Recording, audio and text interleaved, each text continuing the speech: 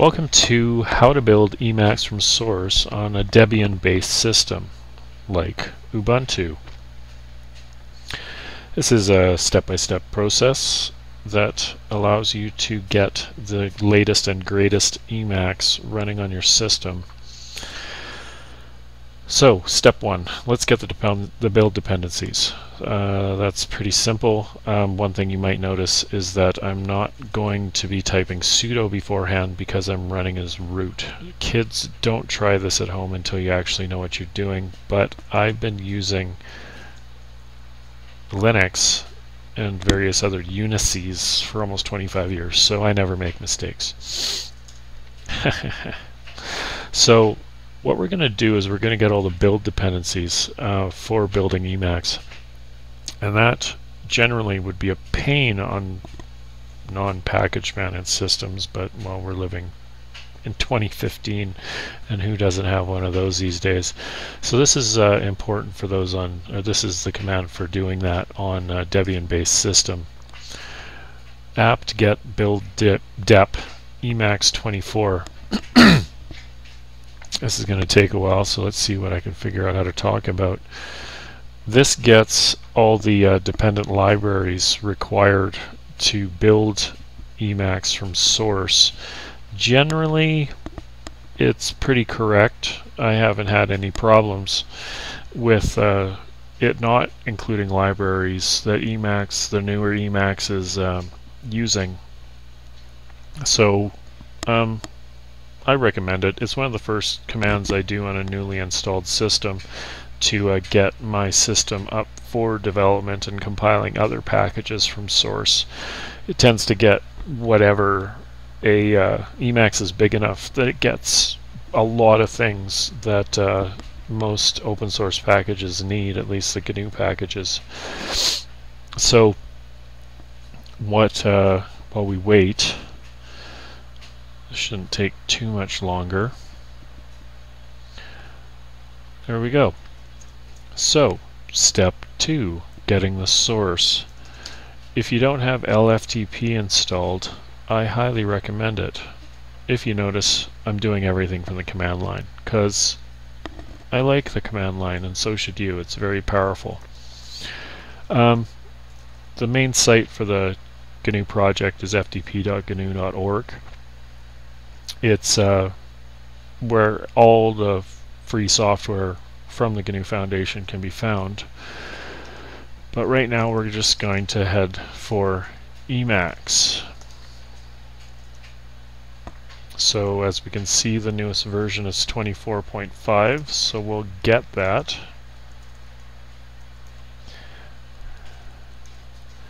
And that'll take a little bit, because right now Emacs is about 40 megs of source. That's pretty big. If we look, if we look back, well, my new internet connection is pretty fast, so let's just say we don't have time to look back. So the newer tar commands will figure out your compression type pretty easily. So this is your command to unpack the sources. tar xvf, and then the file. Boom, here we go. I like to watch all the outputs scroll by.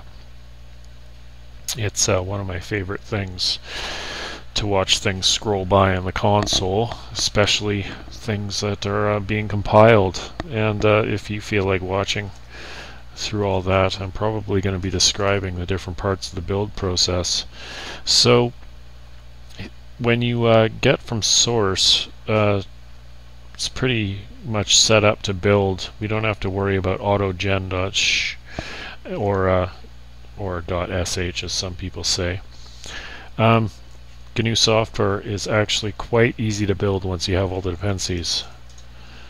Configure, make install. For most people out there, you'll have to do a sudo make install because you aren't running as root, but like I said, I am, because that's the way I ride. No, roll. That's the way I roll. No, I just like running as root because I hate typing sudo all the time.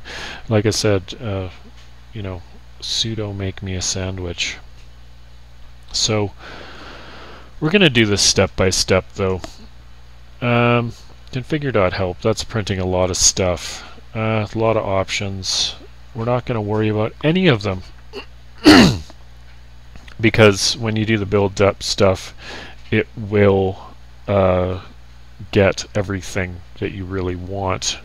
I haven't had to really configure anything, any options on Emacs for quite some time. So let's run configure.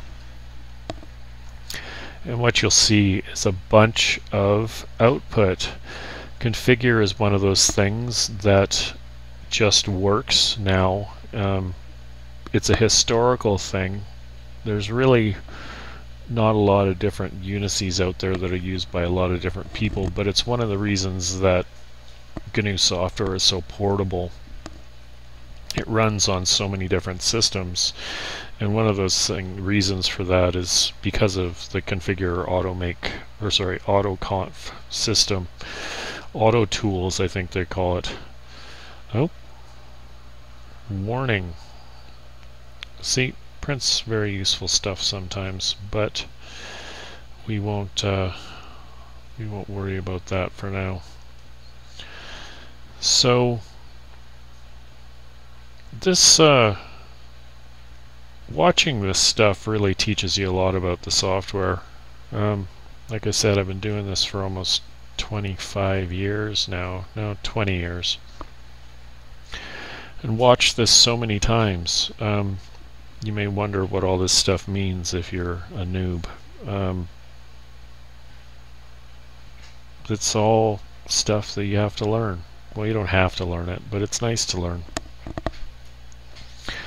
It's not nice to learn, it's just something that you should learn because, well, there's a lot of things to learn when it comes to software, and building it is one step that we're covering today. The other steps are writing it.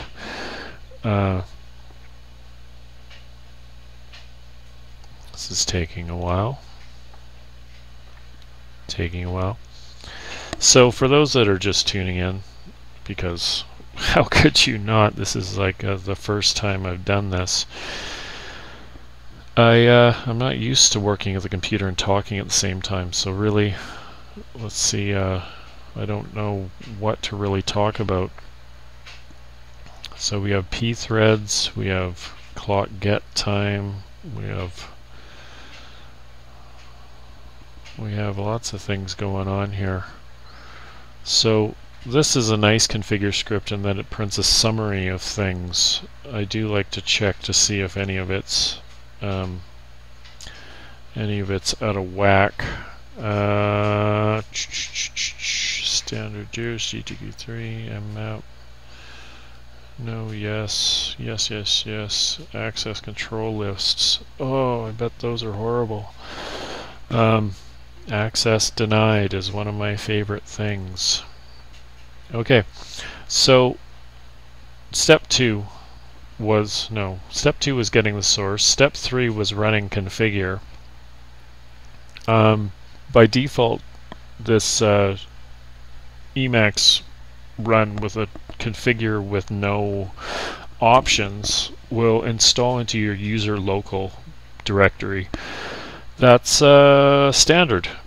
Your package manager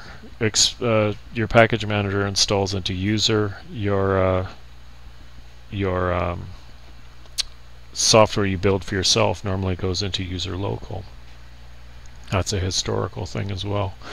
So because this is going to take a while, we're going to just pull off the make. So make is step 5. That's pretty easy. J4, if you don't know that, you should, because in this day and age of multi-core processors, you want to speed up your build. I've got a pretty slow and old processor running here. It's a Core 2 Duo, I think, 1.2 gigahertz on a ThinkPad X300. So one rule of thumb is that the number of cores, you want to double it for your J option. So if you have a fancy new i7 with 8 cores, you'll want to use J16. That'll just make things go better. So let's go, because this is going to take a while, and I'm going to have to talk through here. So one of the interesting things about Emacs is that it's written in Lisp, but it's not fully written in Lisp because it has to have a Lisp runtime to work with. This first step is building the Lisp runtime, the actual Emacs program that you run. And this is written in C. Was done back in the day when Richard wrote it, Richard Stallman, I mean, the guy that started the GNU project. It was written in C because Lisp, the computers were abysmally slow, and it just wouldn't have been fast enough. So what they did is they wrote a lot of the Lisp in C, including things like this here, the display code, the menu code, the frame code. All the low-level stuff was written in C for speed, because as any Lisp programmer knows, you want to use Lisp for everything once you learn it. You want it to go as far down as possible.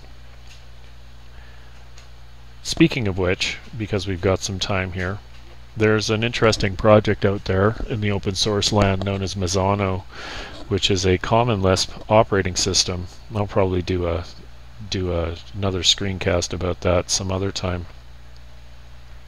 But yeah, it's an actual operating system written all the way down to the metal, except for some assembly, in common Lisp. And it's quite a fascinating little project.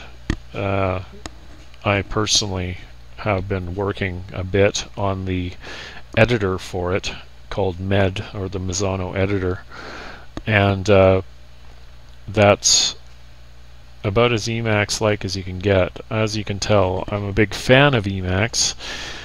I've been using it also for about 20 years, and some other shows I do will probably show you some of the things you didn't know you could do in Emacs, such as browse the web or use it as your terminal. When you work at the console, Emacs is your friend. Everything is in and out is text, and you want something that's, I think, who was it, a thermonuclear weapon of text editing. What was his name again? Sterling. Bruce Sterling? No. The guy that wrote Cryptonomicon. Bruce Sterling? No. It'll come to me. From In the Beginning was a command line. That's a fascinating little game. Sorry, not game.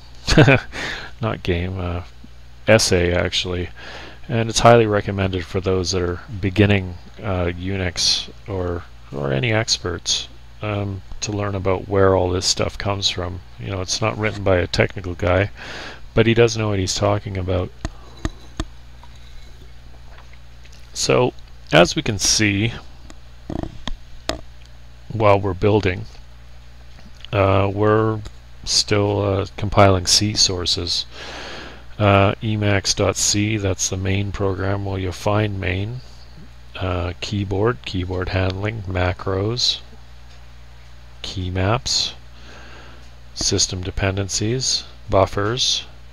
See, when you watch things build, you learn a lot about the internals of the software. File locking. It may look like noise to most people, but really it's kind of like the Matrix. All I see is blonde, brunette, redhead. Just kidding. A mini buffer, file I/O. Let's see if I can figure out enough to say during the building of Emacs to keep you entertained and to not change the channel.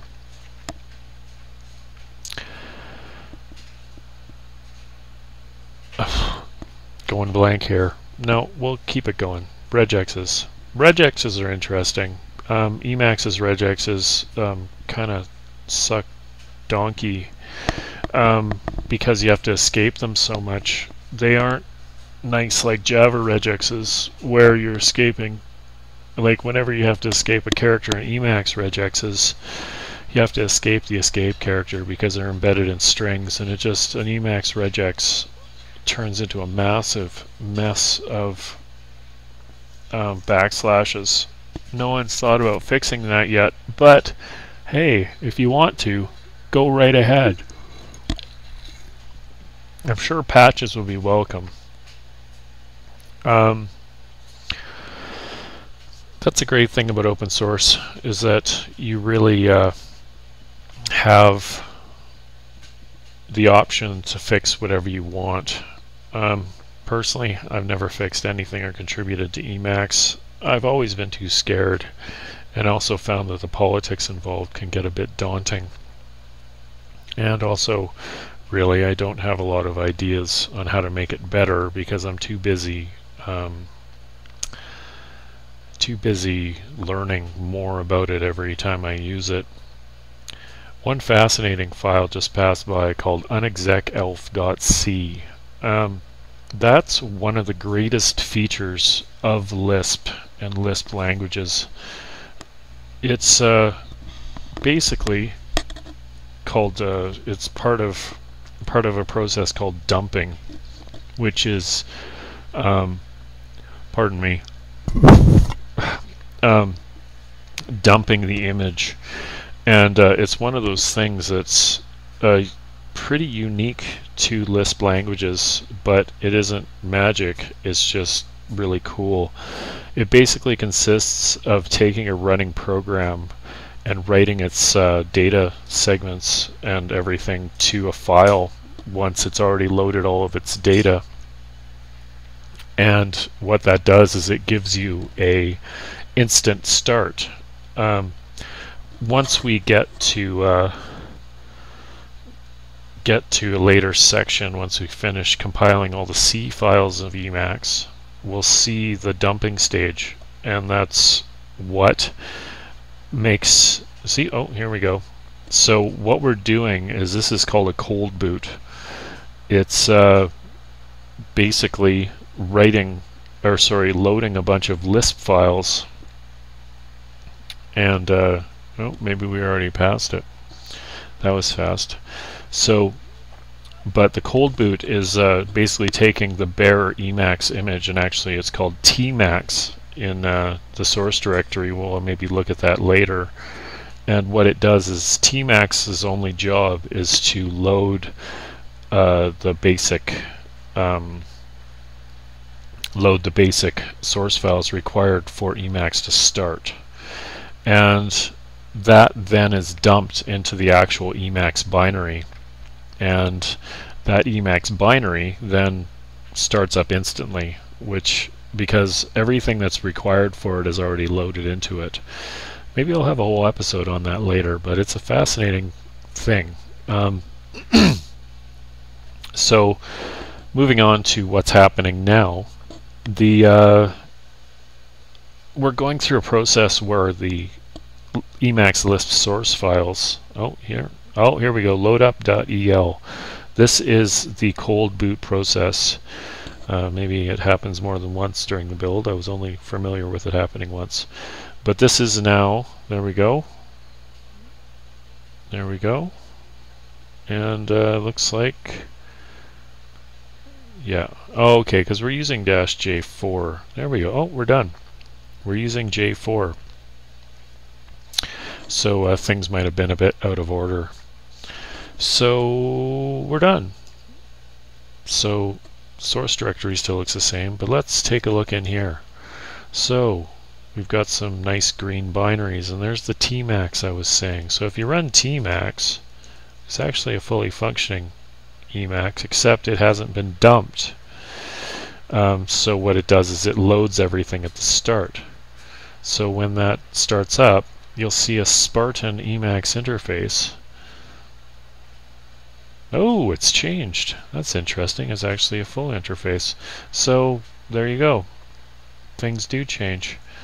But what it is now we've got a full Emacs that has loaded up. But if you notice, that took a while. So if we run Emacs in this directory, boom. So not quite instant. It's got some initialization, but it also is a lot faster. But they're identical. Or they're pretty close to identical, because Tmax is used to load all of the target source files. And oh, I know why it took so long, because I'm recording this damn video and it's encoding it at the same time. Sorry, I'm a bit new at this. So sorry, back to it. The Emacs binary is a dumped version of Tmax, so let's compare the sizes here. Emacs and Tmax, 29 megs versus 19 megs. So Tmax is not that svet, as one would say, but that's how much C code is in Emacs.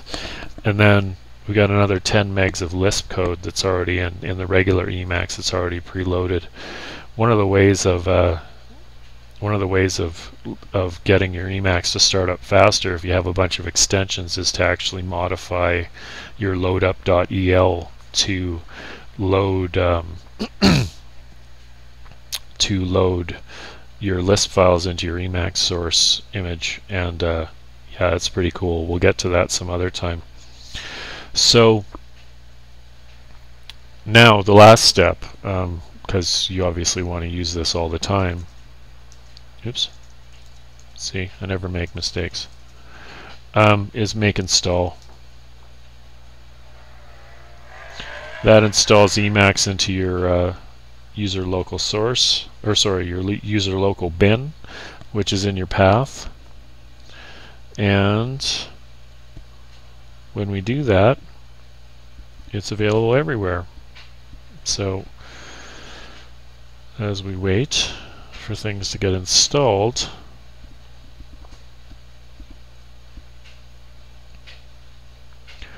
you'll see that one of the great things about Emacs is that it installs all of its Lisp files as well, so you can have all the source. It's completely open, everything's there to play with and learn from. So here we go, here we go. Yeah, that explains why this is going a bit slow, because we're recording a video at the same time, and that's got 2 bars on my 2-core CPU, maxing it out, so things are going a bit slower than normal, but I guess I need to learn how to talk over what I'm doing. So here we go, here we go, here we go, compressing star.el. So EL stands for Emacs Lisp, and there we go. So there you have it. So if we go back to where we are, we just run Emacs, boom, instant, see? Or full screen, as God intended. So that's pretty much the end of the first video here on how to build Emacs. This is just the start. I'm getting started on doing some more Emacs stuff. Let's say the next video is going to be how to set up Emacs as a true hacker would use it, because as you can see, toolbars, menu bars, scroll bars, no way. You don't want it. It gets in the way. So thanks for watching, and maybe next time we'll or next time you tune in, you'll see how to see some more cool stuff about Emacs on the console. So thanks. This is Burton Samagrad signing out, and that's all for now.